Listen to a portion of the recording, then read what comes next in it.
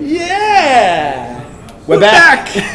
I've been working on this one for a couple of weeks now. We've been slow to get the ball rolling, but we're back on This Week in Startups. This Week in Startups. How was your holiday? Amazing. Byron Bay, right? Byron Bay, surfing, Yep. Fishing. Perfect. Fishing. How about you? Los Angeles. LA. LA just drove me cray-cray. All right, so we're back with regular programming. This Week in Startups.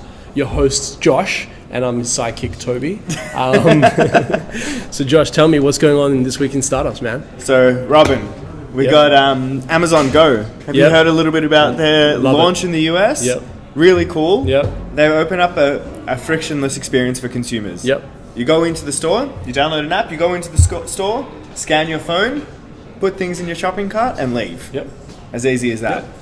Some people do that without the app. I think Coles has had some problems, actually. I love the idea of it. Mm-hmm. I do have concerns around, someone like forgetting where they are or they aren't. Yeah. I just go, what do you mean I've shoplifted? But I love the frictionless experience. My experience with Amazon in the US, like that one-click purchase. I remember I went to buy my daughter some Tom's shoes tomorrow. Yep. Tom's, and I basically called up Tom's, going, "Hey, I can't figure out which SKU on Amazon." They're like, "Hey, no, buy direct." I was like, But why? I don't want to have to enter my details. I became really precious about it, but I didn't want to enter my details in their shopping cart because I could just one-click Amazon purchase. It's amazing, right? Now, no-click Amazon purchases. So it's perfect. And I think the store's really, really cool, except for one thing, and we know this with PayPass technology as well. Yep. Is that we just end up spending way more money than we probably realize that we do. Totally. And I think that Amazon is obviously going to be happy with us spending way more money than we can afford. Well, when you're operating off very, very, very thin margins, I think Jeff says razor blade margins or razor thin margins. Yeah, man. Get more in that cart. Yeah, and it'll be cool. You've got Whole Foods, also owned by Amazon now. So hopefully that frictionless shopping experience is going to those kind of stores soon, so we can see how it works in the grocery space. Yep. They've got hundreds of thousands of sensors and cameras everywhere, just figuring out what you're buying. Yep. There's already technology to kind of track what we're buying. Yep. We know it here in Australia is Flybuys. And Flybuys is a really amazing technology because over a long period of time it can see buying trends, but it's focused on the Flybuys technology to promote brands instead of on the shopping center side to help them sell better products. Yep. So I think this is a step in a right direction. Speaking of that, there's a company out of the US called Instacart. Yep. Which basically houses all of the technology for like a Whole Foods. So a great example, I landed at LAX and my wife pulled out her phone and Instacart ordered. So while we were in the Uber on the way to the apartment that we Airbnb'd, we rocked up and our groceries were sitting perfect at the front door. And so while that was great and really super convenient and like really consumer friendly, what Instacart has been able to do as a result is actually qualify inventory items and give the grocery stores the data. I think Amazon is going to be able to do the same thing. And I think it's just a progression of what you've said, which is Flybuys, right? Exactly. So it's really cool. I guess the next thing I want to talk about with you, Toby, is your favorite brand. Any guess? It's Apple. So we're filming off an iPhone 10 and it's a great phone, but we've recently heard in the news, you've probably heard too, I was disappointed to hear this. Discontinuing. Yep. And it's a pretty big deal. I mean, the iPhone 10 was a huge gamble for Apple. Their price point was massive. Yep. They flouted technology, some might say is unique, some might say is not unique. Yep. Have you got an iPhone 10? I don't have an iPhone 10. So what I love about the iPhone 10 is that it's taken away a whole bunch of things that we thought we really needed that we don't really need. Yeah. Like the button. And really the size of the product. So Schaefer, who's on one of my blogs, I think earlier this week as well, he messaged me, he's like, "Hey man, I got an iPhone 10. Yeah. He goes, I feel like he's like, how do you feel about it? And I said, I feel like it's perfect because I did get a bigger screen, but I got a smaller form factor. And so that works perfectly. So for me, I don't really like Face ID, and I don't like Face ID when you're using Apple ID because it's quite clunky.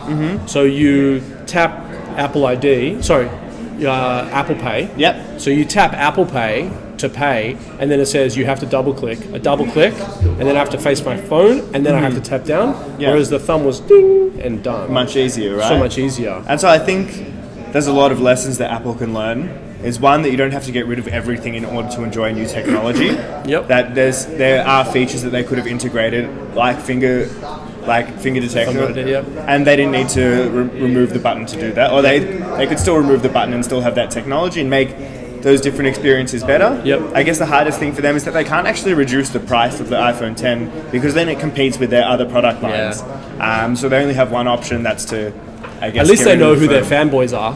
Yeah. And so then I guess Apple's also recently released the Apple HomePod. Have you seen this? Yeah, I have, and I'm actually really excited for Creative Cubes. Okay. Because I feel like we could have a couple.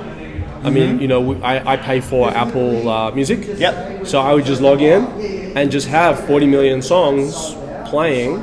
At the touch of a button. And I think it's cool. I think it's a really good product. They have amazing speaker quality from the reviews I've read. Well, and it's Beats, right?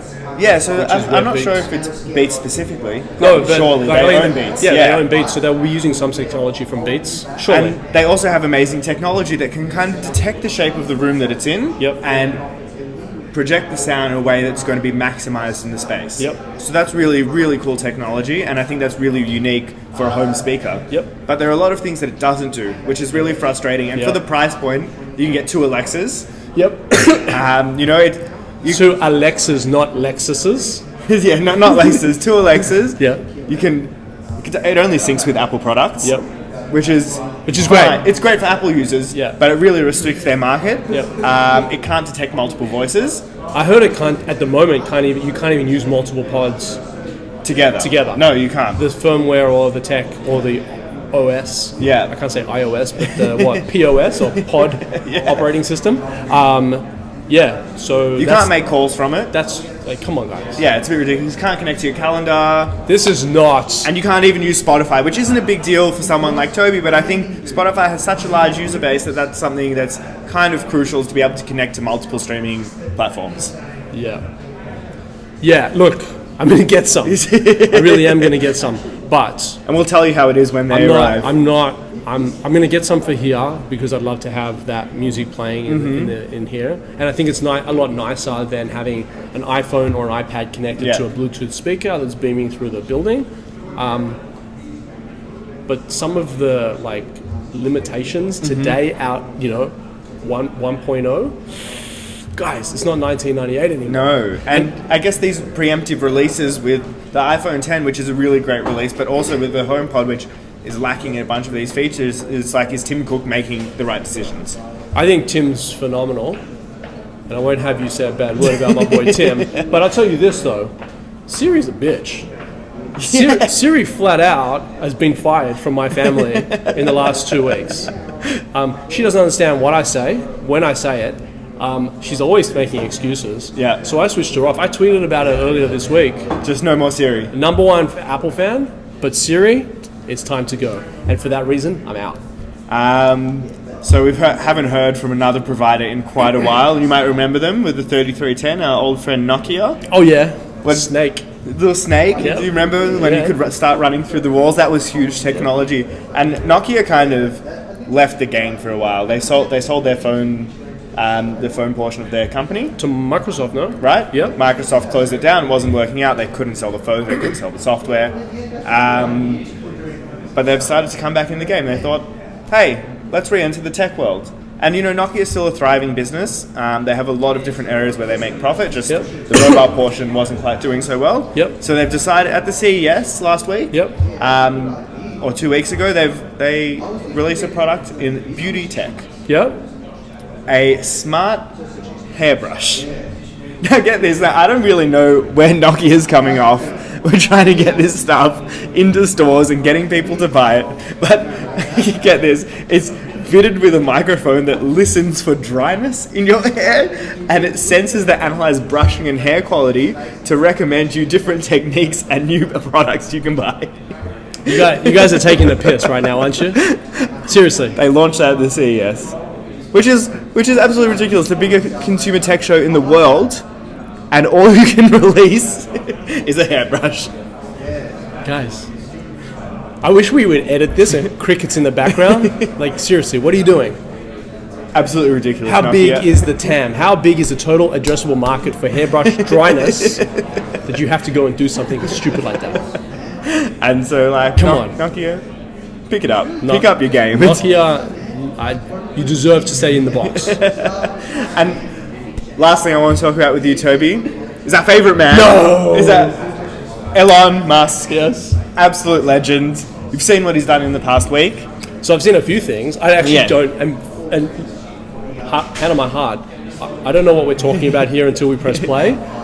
But, and I haven't read your screen, but he's done a couple of things. He's done some really, really cool flamethrowers. Flamethrowers. Have you seen those? Yeah. Like these little retro gaming flamethrowers, and it's pretty hard to get them into Australia. And I heard he's made $1 million out of it. 4 million. 4 million. 4 million in pre-orders from a flamethrower for the Boring Company. He's even made a shit ton of money selling fire extinguishers as add-ons, which is genius. Yeah. And in the merch, because he's just aced the branding again. It's incredible. He's an amazing dude, and I think he knows how to back himself. So talking about backing himself, and I don't know if this is on your screen. Next topic. Did you hear about his package? His new pay package with Tesla, which is, oh my God, it's incredible. I mean, I tweeted at him. I said, mate, hands up, hats off to you. Wow, but fucking hell, it is like It's serious. His chance of success is super slim.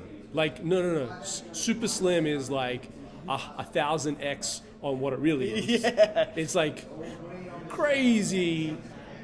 It's deficient. That's what it is. It's like so thin. It doesn't matter. And Elon's so confident that he's come out and said he thinks Tesla can actually become a $1 trillion company in the next 10 years. So he's made a deal and to increase the total market cap of Tesla from $59 billion today to $650 billion in 10 years. Yep. So that means he has different milestones to hit, so he can't artificially inflate the price in 9 years' time. If he doesn't hit each one of those milestones It's in $50 million increments. yeah, right? something like that. And then there's jumps at different Is points. it 50 million increments? It starts Yeah, at 50, and then it starts to jump. But so hypothetically, he makes a jump. I think they're at 59. So his next milestone has to be 100. Right. But if he's at 99, he gets nothing. Gets nothing. Even if he gets to 9 years and gets $649 billion market cap, Nothing. But what's the reward if he does? He gets 1% of the total company. $65 billion worth of shares in 10 years. Oh. So that's not, that we haven't. People have accused him of being crazy.